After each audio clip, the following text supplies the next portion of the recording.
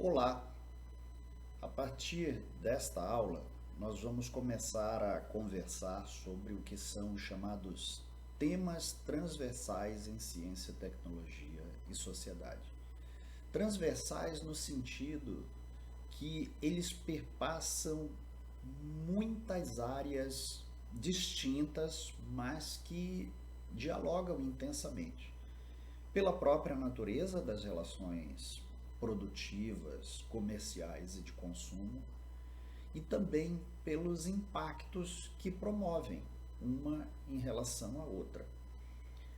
Nessa perspectiva, talvez o ideal para nós seja inaugurar essa discussão sobre temas transversais, conversando sobre a realidade do que é hoje a chamada globalização. Um fenômeno que não é exatamente novo, mas que nas últimas décadas se expandiu e passou a ter um impacto muito maior em dimensões diversas da vida das pessoas, não somente na perspectiva econômica, mas em questões culturais, ambientais, sociais, enfim. E talvez seja interessante situar a globalização num contexto de modernidade. E como exatamente nós podemos fazer essa contextualização em termos de modernidade? Bom, para início de conversa, modernidade também é algo multifacetado. Por um aspecto, essa modernidade ela foi alavancada, de certa maneira, por atividades artísticas e culturais. Isso não se limitou a uma esfera artística, né, e cultural. Isso acabou também ditando, de uma certa maneira, percepções sobre consumo, percepções sobre comportamento. Os artistas, de um modo geral, eles trazem um componente de reverência e de questionamento que colaboraram também para que a modernidade fosse se capilarizando na sociedade. Então há esse aspecto bastante interessante, sobretudo no início do século XX, diversos movimentos em áreas como artes plásticas, literatura, dramaturgia, foram fortemente sacudidos por esse sentimento de modernidade. Isso também atingiu uma área co-irmã da arte e da cultura, que é a arquitetura, e a sua interface estrutural, que é a engenharia. Então, a arquitetura ela passou também a representar esse sentimento de modernidade.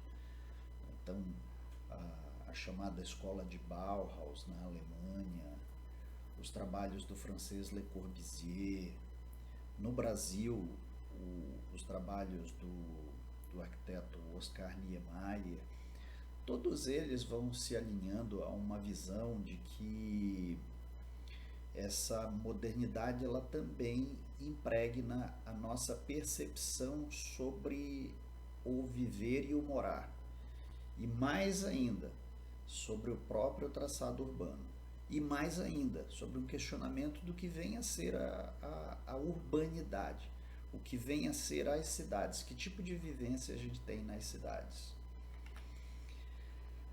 Além disso, o século XX também ele é permeado por uma polarização do ponto de vista político e econômico muito interessante. Então vejam que logo na segunda década do século XX, com a Primeira Guerra Mundial e emendando com a Revolução Russa, o clima na Europa e a própria expansão da influência da União Soviética sobre o leste europeu criou um acirramento muito grande do ponto de vista ideológico entre o que era uma visão comunal da economia e da sociedade e o que era o próprio espírito empreendedor do capitalismo. Isso se agudiza ainda mais depois da Segunda Guerra Mundial, com a Guerra Fria. E eu coloquei a figura desses dois titãs da política e da economia do século XX, Keynes e von Hayek, e que dão, de uma certa maneira, o tom e até mesmo a síntese do que é essa visão moderna entre o que é a influência política e econômica, que de uma maneira bastante simplificada, eu diria, com a maior ou menor participação do Estado, com a maior ou menor proteção do Estado em torno de previdência social, em torno de políticas públicas que viabilizem diversos aspectos da vida das pessoas, saúde, educação, infraestrutura. Então, até hoje, essa ainda é uma discussão muito presente, né? No Brasil, nesse Brasil, desde 2018, ainda há um clima de acirramento muito grande em relação ao que é efetivamente a expectativa que as pessoas têm entre aquilo que é público e aquilo que é privado. Quem presta qual tipo de serviço?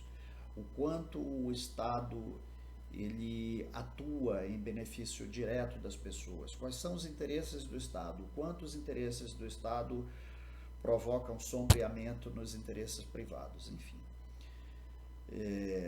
Então há esse componente de modernidade que está fortemente presente nesse período aí dos últimos 100 anos. E, claro, a modernidade ela também se traduz em mudanças em relações sociais e comportamento.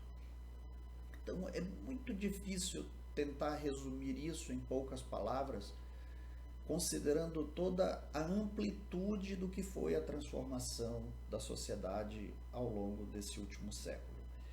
Talvez situando essa faceta da modernidade após a Segunda Guerra Mundial, nós vamos ter uma aceleração do processo de urbanização, e esse processo de urbanização ele também vai catapultar, ele vai aumentar, ele vai ampliar muitas alterações do ponto de vista das relações sociais e do comportamento, que, observe, não estão descoladas de outras dimensões da vida, como, por exemplo, do que é a realidade socioeconômica de uma sociedade, não é? Mas as pessoas passam também a agir de forma diferente, a buscar pautar questões diferentes.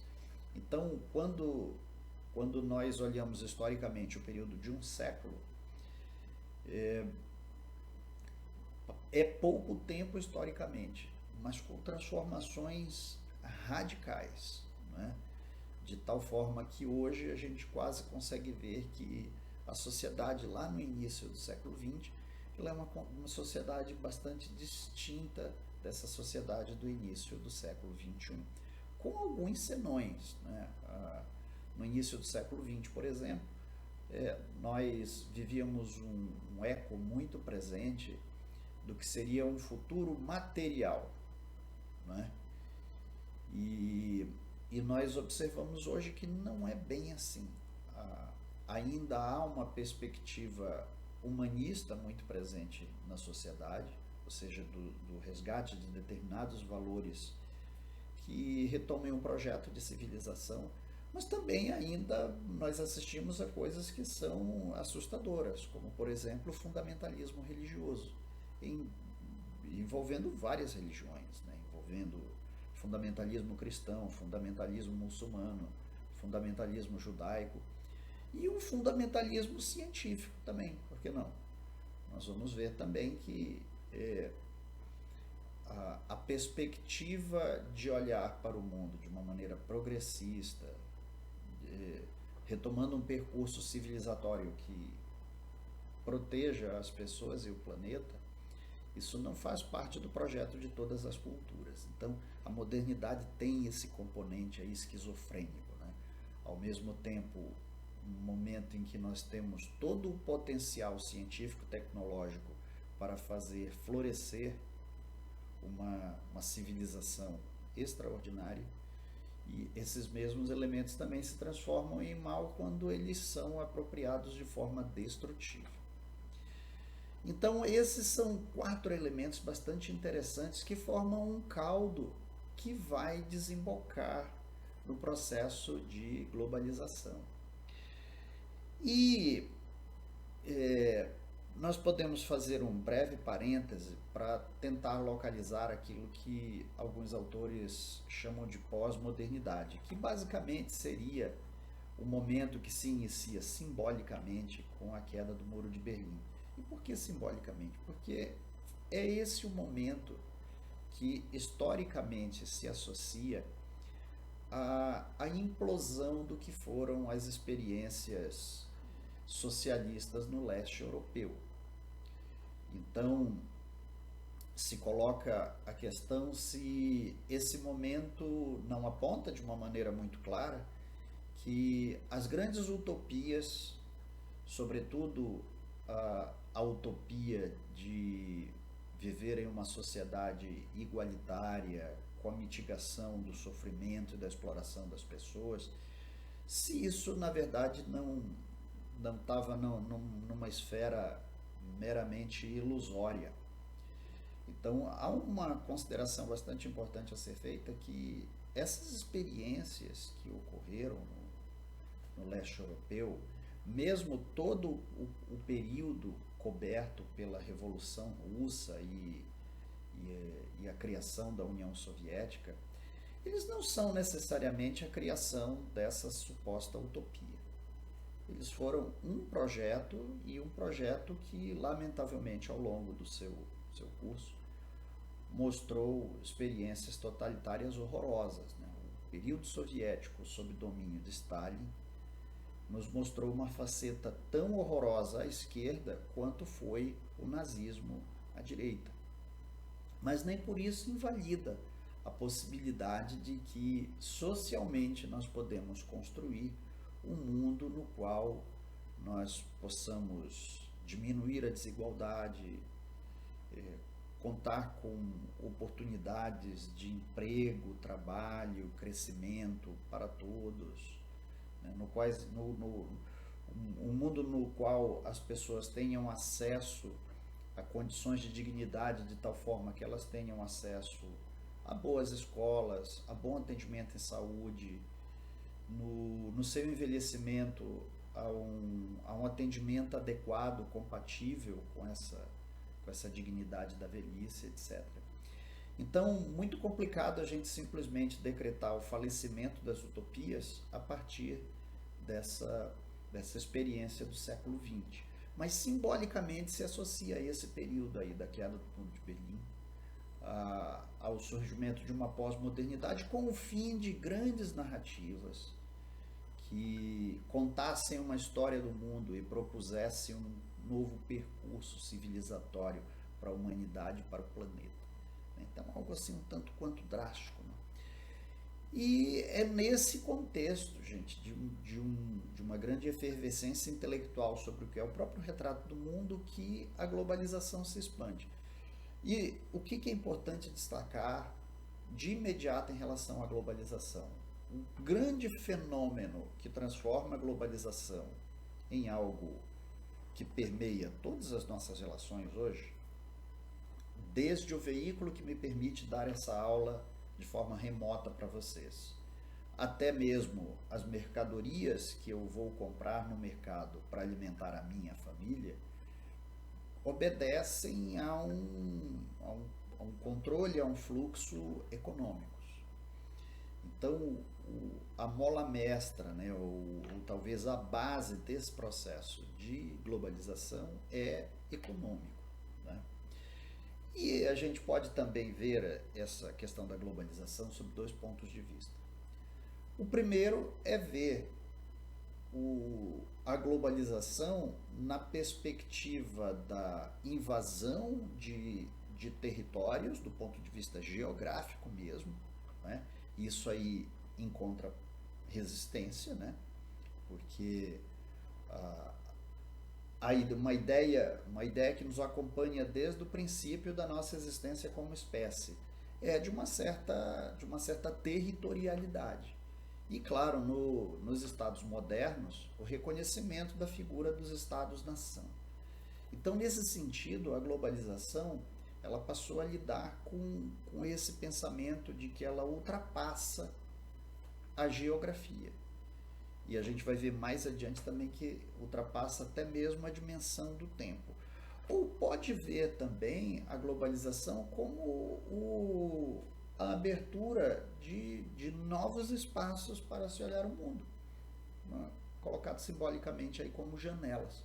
Então, o que a globalização é exatamente? A globalização ela é uma forte agressão contra essas divisões, esses muros, essas cercas, ou ela é a abertura desses novos espaços, dessas janelas, dessas portas que se abrem e entreabrem para o fluxo de pessoas, de mercadorias, de experiências, etc.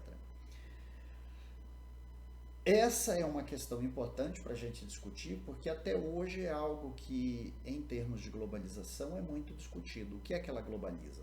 Ela globaliza o fluxo de mercadorias e riqueza, ou ela globaliza meramente o fluxo de ativos econômicos e acirra essas condições de pobreza, por exemplo, de pobreza, de desigualdade. Então, o grande questionamento voltado para a globalização é que a sua vocação econômica ela é hegemônica, ou seja, ela está presente na centralidade do que é hoje a globalização. Muitas vezes expandindo relações comerciais sem levar em conta, a enorme assimetria que existe entre os países ricos, os países pobres, a condição de competitividade de países que ainda não têm um parque industrial instalado e aqueles que já são plenamente desenvolvidos, a forma como se segmenta o trabalho no mundo, etc. Então, o conceito de globalização, né, um conceito que vai estar presente nos livros-textos sobre globalização e nas reflexões dos grandes intelectuais a respeito, diz o seguinte, que a globalização ela é o resultado de uma base material tecnológica, ou seja, na esfera produtiva se alcançou uma condição tal que é possível fazer com que bens produzidos eles não se limitem à sua comercialização em mercados locais e regionais. Eles atravessam o mundo, né? Então, as múltiplas conexões propiciadas pela tecnologia permitem esse fluxo global de mercadorias mediante essa base material tecnológica. Também permitem o surgimento de um mercado e estruturas corporativas transnacionais. Algumas delas a gente tem até uma dúvida de dizer a que país pertencem, dada a sua enorme presença multicontinental, né? A Coca-Cola, por exemplo. De onde é a Coca-Cola? A Coca-Cola é uma empresa norte-americana, mas ela está espalhada em todo o mundo. E o fluxo de capitais da Coca-Cola, ele praticamente não tem nacionalidade, né? Então, o mercado proporciona isso. Isso promove profundas interrelações na produção, no mundo do trabalho, na esfera política e no próprio papel dos Estados-nação e, sobretudo, na vida social e cultural. Claro, porque, veja, a partir do momento em que nós temos um fluxo global de mercadorias, aquele mercado local que produzia determinado tipo de bem ou serviço para aquele público local, ele passa a lidar com a oferta de bens e serviços que são produzidos muitas vezes do outro lado do mundo, né? E até mesmo quando nós falamos no mercado nacional, no mercado brasileiro, por exemplo, nós vamos ter componentes que surgem por conta da globalização que também tem impacto local. Veja, nas cidades de porte médio e pequeno, havia uma tradição dos comércios de bairro. E hoje, isso é praticamente um tipo de venda no varejo que está em extinção. Por quê? Porque as grandes cadeias de venda de produtos no varejo, como é o caso do supermercado, como é o caso do hipermercado, enfim. Tudo isso surge com um potencial competitivo e de diversificação de produtos que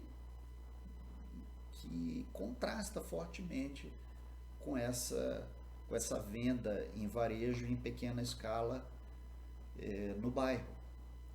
Então, a globalização, portanto, ela tem esse componente conceitual que tem uma origem tecnológica, que tem um mercado de sustentação e um fluxo de mercadorias transnacional, não é? E que impacta muito a vida das pessoas em várias dimensões possíveis. Então, é possível dizer o seguinte, que a globalização ela tem essa faceta de questionar a própria existência dos Estados-nação. Hoje, o mercado, esse ente aí, sei lá, quase que metafísico, né, que é o mercado, né? Embora seja algo imaterial, do ponto de vista do conceito, ele é muito material em termos daquilo que ele provoca. E é mais importante até do que o papel dos Estados-nação no mundo. O papel da ciência e da tecnologia para dar base material para globalização, material e tecnológica para a globalização. Como isso impacta no mundo do trabalho, as relações culturais, as relações dentro da política, como a própria sociedade reage a tudo isso, né? Hoje os eventos acontecem, eles são transmitidos em tempo real, e esses eventos, eles muitas vezes promovem ruídos de mercado. Esse ruído de mercado impacta em indexadores econômicos. Esses indexadores econômicos, eles impactam também na vida das pessoas. Desde os menores valores promovendo ruído em taxas inflacionárias, até mesmo no fluxo de capitais que vão para cá e para lá, dependendo de como o mercado entende ou vê os atrativos de um determinado país em detrimento de outro, né? Eu vou sugerir para vocês uma leitura muito interessante, que é esse pequeno livro da Naomi Klein. Não é pequeno do ponto de vista da qualidade, ele é pequeno do ponto de vista do tamanho, ele tem um formato pocket. E ele traz esse título bem provocativo, Cercas e Janelas, na linha de frente do debate sobre a globalização. Naomi Klein é uma das mais brilhantes jornalistas do mundo hoje, uma jornalista canadense que tem um ativismo do ponto de vista do jornalismo investigativo, e ela questiona muito esse modelo de globalização com essa enorme assimetria que existe no mundo entre o poder do mercado, o poder dessas empresas transnacionais, e num extremo bem fragilizado, uma enorme quantidade de pessoas que mora mal, que come mal, que tem pouca ou nenhuma cobertura social e que, portanto, não se beneficia de forma alguma desse modelo de globalização. Então, muito interessante ver a visão dela como jornalista questionando o que é esse retrato da globalização no mundo hoje.